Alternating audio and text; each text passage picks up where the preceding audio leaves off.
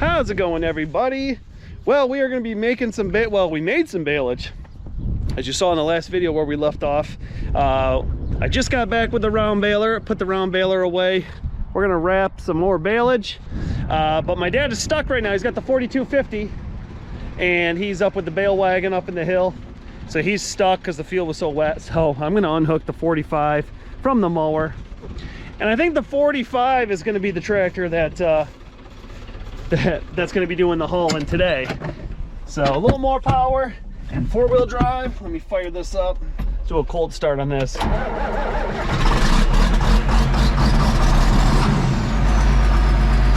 Let this warm up. We're going to unhook the mower and then we're going to go up, grab a chain, and rescue him. So before we get too far into this video, I just want to touch base a little bit on, kind of what baleage is, because there's a few people that ask me, like, what do you mean by baleage? So I'm standing here next to these bales that were wrapped by the Coon wrapper from a couple videos ago. They're stacked up nice. I call it soda can style. My neighbor John came down. He did a great job stacking them up. They look great. Anyway, so usually if you've been watching my channel for a while, you see when we mow hay, we go through with the mower, excuse me, we mow it, and then we come through with a tedder and we ted it all out. That fluffs it up and that helps dry it down a little bit. What we're doing there is, like I said, that's for dry hay, so we want to get it really, really dry. And then we'll come through and either rake it back up into a row and either square bale it or round bale it. With baleage, it's almost like, well, let me jump back a little bit. With our alfalfa haylage, you see, we'll take the mower, and when we mow dry hay, we can adjust our windrow of the size of the row that it puts the hay in when we cut it. When we make dry hay, I open the lever right up and just spread it way out. And what that'll do is that'll make as wide a row as possible, and that'll, it's not as much piled on top of each other, and that'll help with the drying. For like haylage, when we do up here the alfalfa haylage, we'll close that up a little bit to make it more of almost look like a raked or merged row. A lot of times for haylage we will merge it, but that's a side note. And because we want to preserve some of the moisture when we do any kind of silage or baleage or anything like that, what we're doing is we want the crop to ferment. We're cutting off the air and letting it ferment. Those silos up there, whether it's haylage or silage, or even the high moisture corn, what we're doing is we're putting the crop in those sealed silos, sealing it up, letting it ferment. Anything with like silage, haylage, no matter what the storage, whether it's the bags, the silos, a pile, a bunker silo, you're packing it down, you're trying to get as much air out of it as possible, sealing it off, and that way it'll ferment and make some really good feed. The same concept with bales. So you'll see from the last video when I baled, I didn't make that windrow wide. I kept it kind of in the middle and everything. We want a little moisture in the bale. You don't want it dripping wet. I'm still kind of getting my feet wet with the whole baleage and settings and stuff like that. I had somebody ask me with the corn silage, how do you know the moisture? We've been putting it in that silo for, over 20 years. So you kind of get a feeling of where it needs to be, by, grabbing it, feeling it and everything like that. Baleage is kind of new to us. So I'm picking the brains of my, my brother-in-law, my buddy Dusty, John, my neighbor, Kurt up the road. I'm kind of picking their brains a little bit on different things. And then you find out what works and everything by doing. Also, you can pick the brains of everybody you want, but you got to just, also get out there and do it. So what we're doing is we're baling these a little wet. Not wet, but on the wetter side. We don't want it to get bone dry. And then baling them up, and then we're wrapping them right up. As soon as we bale them, we want to get them wrapped right up, get the air out of them, get them wrapped up, and then inside they will ferment. And it'll be good feed for the cows. It'll be just something a little different than almost like a haylage type of feed for the cows. So that's what we're looking to do. At this point in the video, like I said, my dad got stuck up there with the 42. The bale wagon, the bales were so heavy that the wagon, got stuck and everything like that. So by the time I got up there with the 45, he just unhooked the 42 and was able to pull that tractor right out. So we got up there, we just swapped tractors, and I was putting the 42 on the wrapper anyway, because I had the arms on it. So anyway, this is now we'll jump back up in the video. I hope that answered some questions. If you got any more, I'll answer what I can answer. And then, yeah. So this is jumping back into it. This is up on the hill.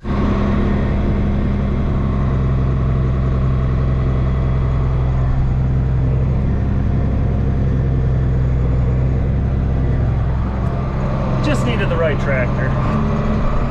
All right, so I'm gonna head back down to the barn. I got the arms to put on this tractor. I got all the controller and everything here for the McHale wrapper. So while he brings that down, he's got the other bales kind of grouped up. I'm gonna take this down, put the arms on it quick, and get it hooked up to the wrapper. So we got the 4250 next to a McHale 991 LBER. It's a 3-point hitch, and you'll see how it works here in a second. Why am I using the 4250? Well, the 3010, the arms go up and down, but the lever's kind of locked up, so we got to get that addressed. So that's why we're not using the 3010. Plus the arms were available, and they're pretty easy to put in on these 50 and 55 series. So here's the thing. Cool thing on this McHale, backing up to these and trying to get these in on this can sometimes be a pain. But with this, is it down or up? Up. Oh. This drops out. Do this quick.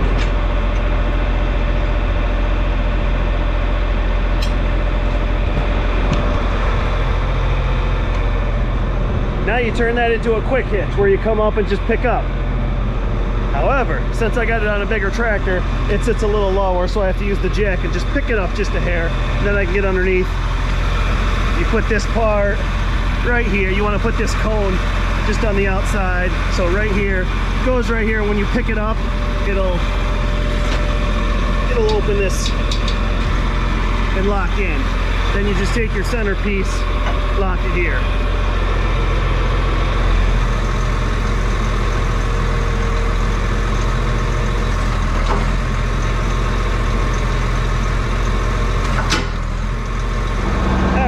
Let's see how this works here. Let's pull this out.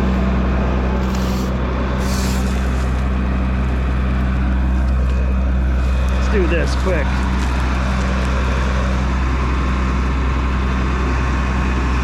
Hey, isn't that cool? Close that. There we go.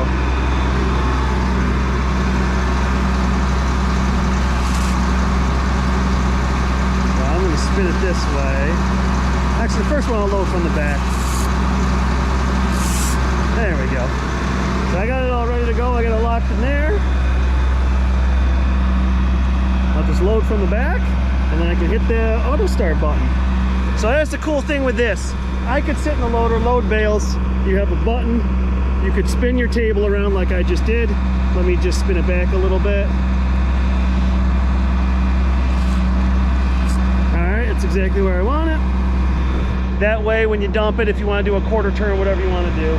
If you don't want to load it the way it's sitting, you can turn it. This is to dump your table. You have to dump this, and the reasoning for that is if the machine doesn't know if you've already picked up the other bale, that it's already wrapped and dumped off the back. So if it dumps one off the back, sits back down, you put one in and it wraps it, it'll stop. It doesn't know if you picked this one up yet, so that's why you got to dump it. The Kuhn is the same way, Will told me. And then of course you have this feature that opens this. We're all set. Like I said, let them get the bales down here. I'm gonna go start feeding cows quick, and then we're gonna wrap. All right, let's load some bales here. Where'd you go? I got my nephew with me. Get up there, boy.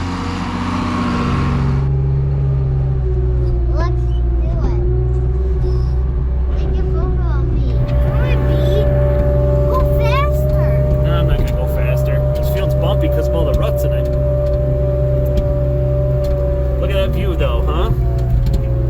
Take a picture of the bale. I am.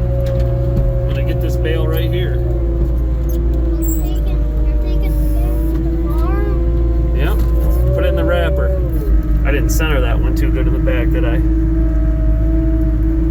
close, but I see him in the back. yeah.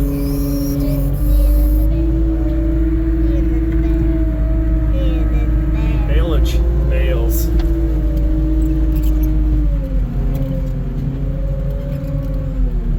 You sure know what's coming.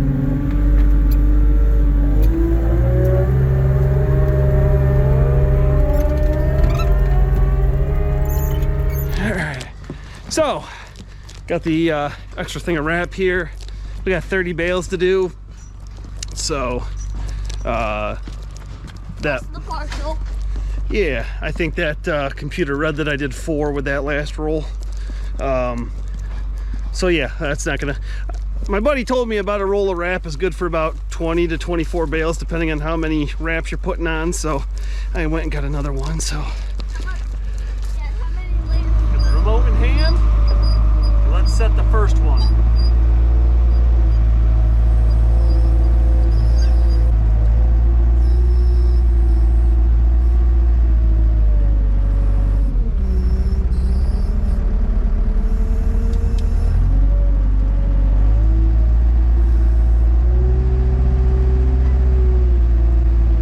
Nothing.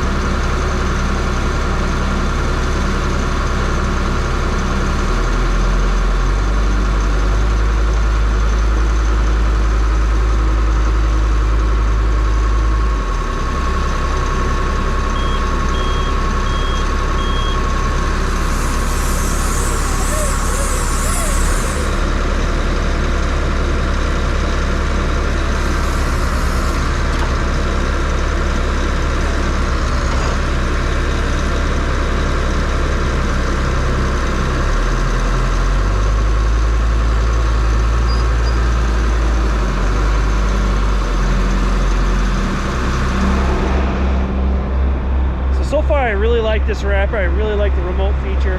I know I'm wasting time moving the tractor forward. It's not really rolling down the hill like they did before. That won't be an issue as soon as we get the hugger, because I'm going to set one in here, hit auto wrap, pick up the one and go stack it, go grab another one, and then this should be done. So I could just leave the tractor there, and that's what I want to do. One person doing everything. So as far as this goes, I mean, it's wrapping great. I agree with you. It's doing a good job wrapping. I like the auto remote button. I'm not as worried about moving the tractor forward, because I know going forward that's not what, you know, the plan is. So let's set one up here. I don't care if we wrap at night. Look at those LED lights. Yeah. Not an issue for us. Not yet. Not with the 42 on there anyway.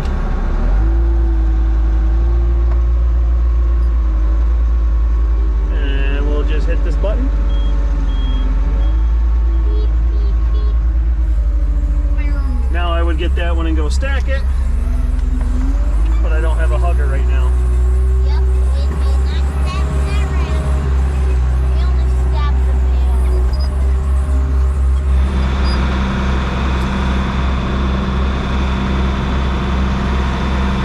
Yeah, there's one. Show that diagram. Shows the diagram right there of which way it goes. So I'm going to start.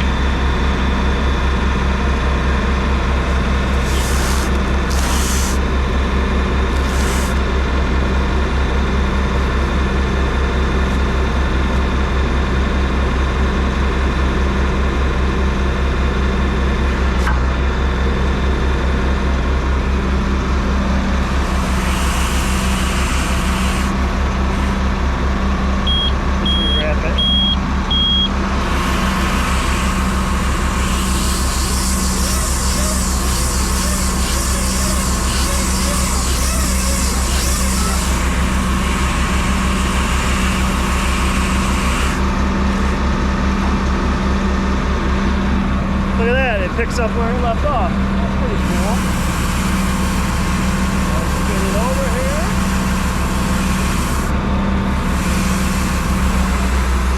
Alright, so this is the last one of the night. Tiny little thing, so right there. Hold it, please.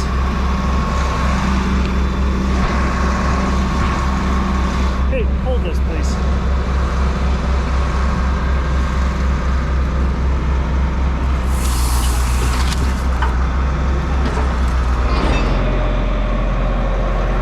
That did a pretty good job. Yeah, wrapped the bales up pretty good. Good to get that bales done. Let me walk this way so you guys can actually see my face. You see we got the bales down there. I gotta get a hugger for, we'll get a hugger for the wheel loader, and then I can go stack them up nice. So that's in the works. So got my drone case? Yeah. Perfect. All right, so let me step over here a little bit so I don't look like a snowman, pale white snowman. But anyway, that was a nice hugger. The one thing is, when you tip it, you also have to have that, whatever, that arm or whatever, come over to pinch the plastic. I know the Kuhn does it, it's like a spring and it does it automatically. So it'd be nice, all you really have to do is dump it. So they're very similar in price, but I really like this 3-point hitch with the auto remote. I'm sold on that one. So now it's between McHale and Kuhn, basically. So What's cheaper? McHale's $2,000 more than a Kuhn, so we'll have to see. But anyway, we will see how it goes. that's for another day. As for right now, good to be done with that. Thumbs up if you like this video. Drop me a question or comment below. Hit that subscribe button if you haven't already. If you have, thumbs up to you. I totally appreciate it. I will see you guys next time. Have a good one, everybody.